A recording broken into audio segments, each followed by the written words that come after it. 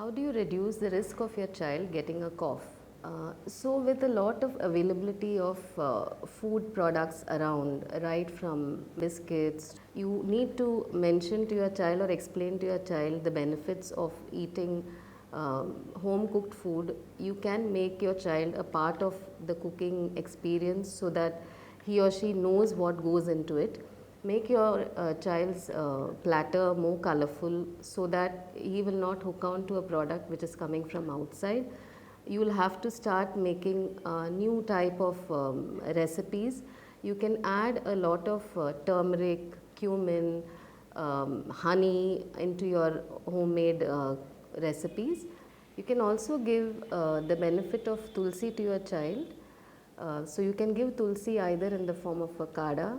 You can use 5 to 6 leaves of tulsi, boil it in say 1/4 cup of water and strain it and give it to your child if he is able to take it like that, or you can mix it with honey and give so that it is easier to the palate. And you can also give yashti madhu or licorice, which is a form of yashti madhu powder. So you can give around 1/4 teaspoon with honey, like a lickable. You can also give your child pepper and honey, which is also a very good immunomodulator.